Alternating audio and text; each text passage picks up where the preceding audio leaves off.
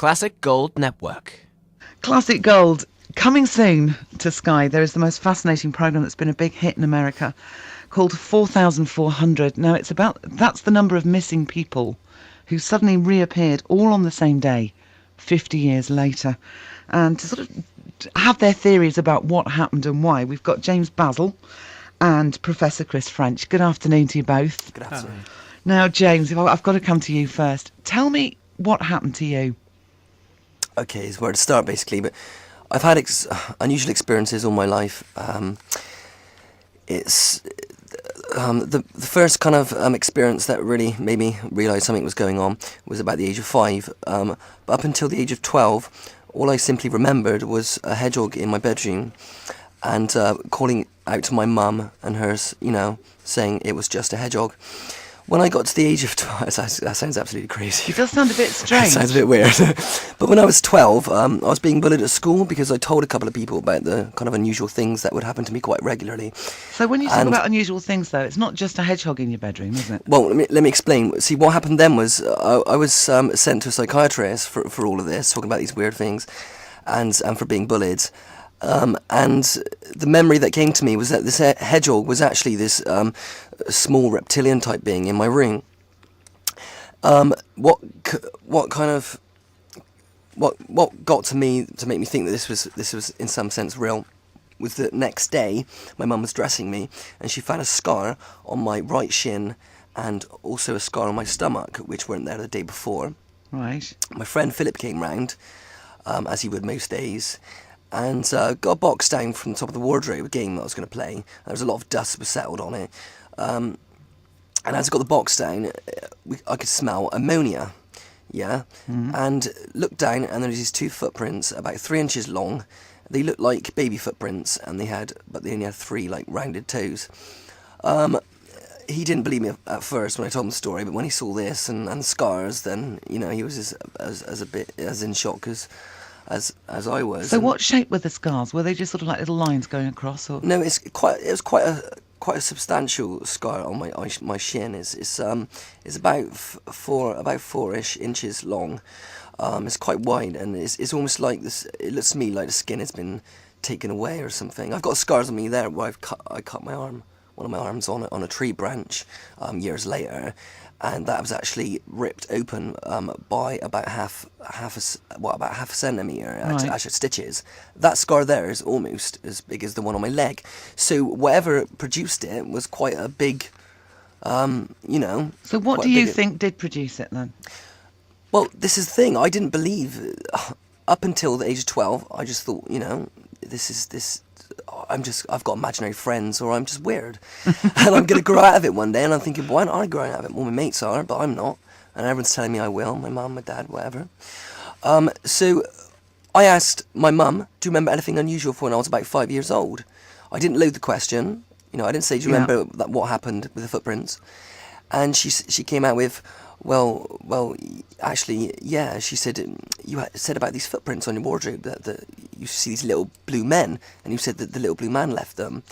She said they did look like animal footprints, and they were giving me funny ideas. You showed them to all the neighbours and your friend Philip, so I threw them away. And she said, and also that day when I dressed you, I found a scar on your leg and on your stomach. I asked Philip as well at school. When all this memory came back to me, and I said the same thing. Do you remember anything unusual from when I was about 5 years old? He came out with the exact same story. Yeah, the footprints on the wardrobe, the 3-2 footprints on that box, and the scars on your body. So that left me thinking, wait a minute, maybe these aren't just imaginary friends. And it started to make more sense because I was then 12, getting on 13 years old, and you would have thought I'd grown out of it by then. I've had weird things happen all my life, and they got stranger, and they got more kind of, the memories got clearer as I kind of made more open, I would call, rather than having experiences against my will, I made a kind of open contact with them, and the experiences kind of evolved as I evolved. Right, so if we stop sort of pussyfooting around it, you actually believe that you've been abducted by aliens, that's right, isn't it? By creatures from somewhere else. Right, and have you communicated with them? They speak among themselves telepathically, but I hear it as a voice. And the tall creature, the main being, does talk to me in a kind of a deep male voice. Why do you think they've chosen you, James?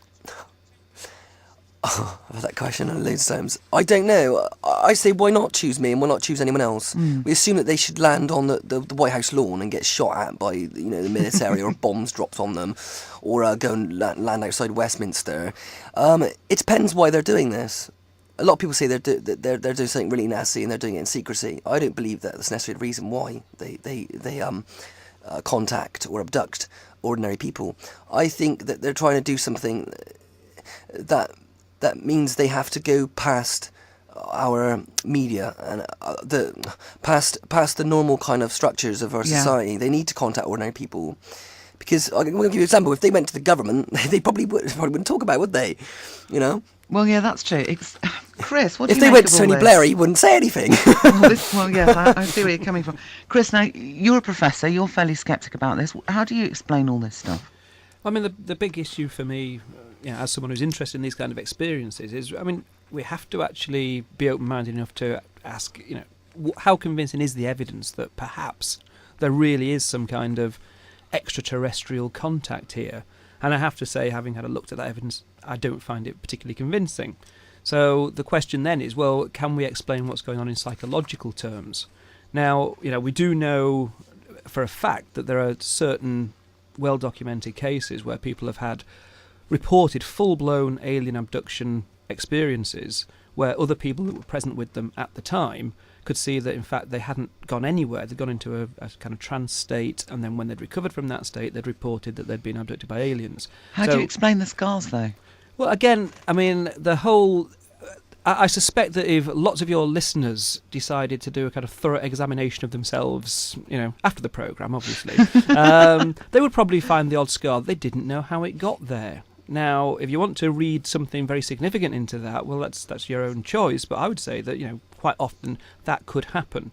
There's all kinds of possibilities. I'm not going to try and come up with some definitive explanation for James's experience, because obviously I can't. It's something that happened a long time ago. All we've got to go on is James's report, which I'm sure he's sincere in saying what he's saying, Yes. but how accurate it actually is, we do not know. We can't assess that from this time point. There are all kinds of ways in which people could get strange scars. People do hallucinate much more than is realised. People have strange experiences like sleep paralysis, which again often leads people to think that they've been abducted by aliens. This is where people report that they're kind of half awake, half asleep, and they realise they can't move. Now, you see, all this sounds very sensible indeed, but how do you explain 4,400 people who go missing and then turn up 50 years later? Well, that's not too difficult to explain, because this is, no doubt, a very good series and a Science very good fiction. story, but it is fiction.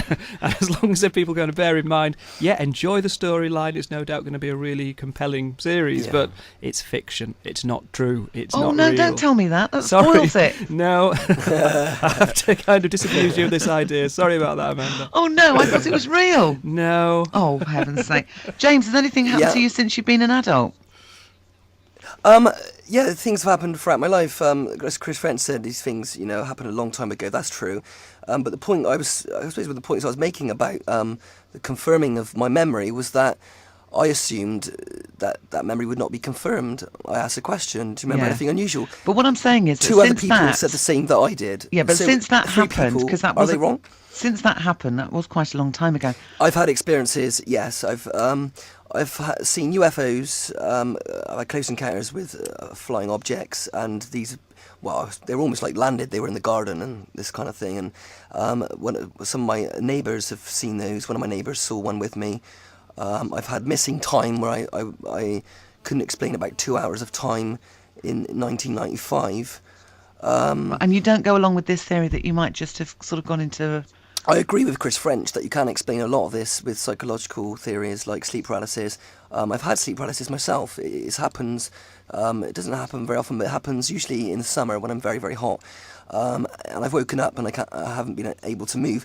But I have noticed very big differences between that and what happens to me during my abduction experiences. Usually, when I've had an abduction experience, I haven't actually remembered being paralysed, which I don't know if in most abduction cases people are paralysed, but these are cases that usually happen when people are in bed.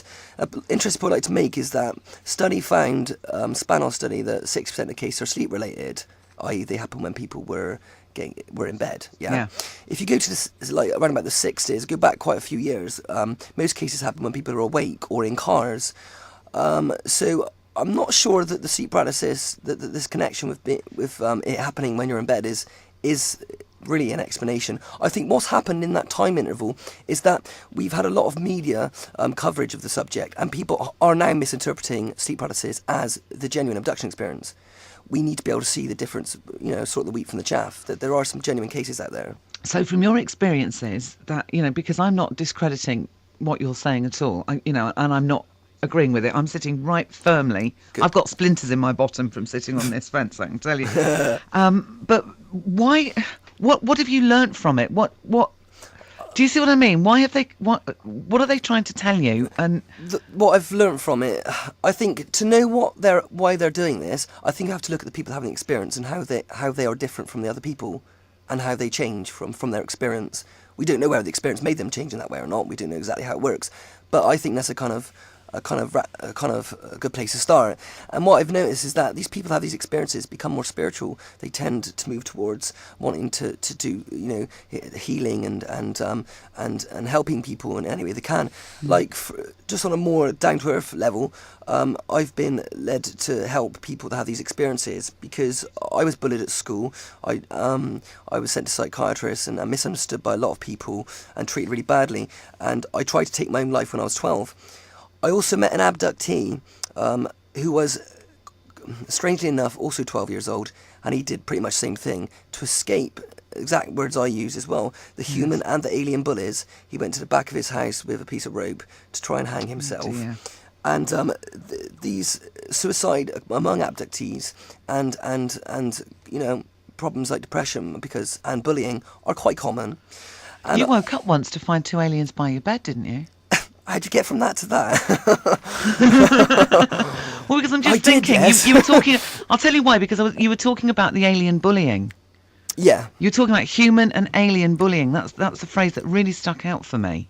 Well, I don't see them as that now, but when I was having that experience, do you see where I'm coming from? That's kind of. I was scared of them, so I saw them as bullies as well as the people that are bullying me. Oh, the biggest bullies were the human beings that bullied me because of an experience that I did not choose to have, as far as I'm aware, and that I, as a child, did not even understand. And I think the society needs to get back to what's most important, people. To me, the humanitarian aspect of this is most important. Look at the people, look at what we can learn from this, and above all, help the people having these experiences. They need the help. I think the one thing that all three of us can agree on is that 4,400 is going to be a cracking series. It's very Isn't it? interesting. It's very interesting. Like it. Definitely. Well, thank you both very much. I mean, I could sit and talk about this for ages. Is but it I okay think to drop that engineer bullies me, and he's going to come in a minute and tell me my time's up. Is it okay to drop an email for people that might Of course, please want to report experiences and get some help? Please it's free, F for Freddy, REE_concern @yahoo.co.uk. Lovely. If they just email, send information. Thank you both very All much right. indeed for a fascinating conversation. Thank you. Thank you. All right, bye-bye. Bye-bye.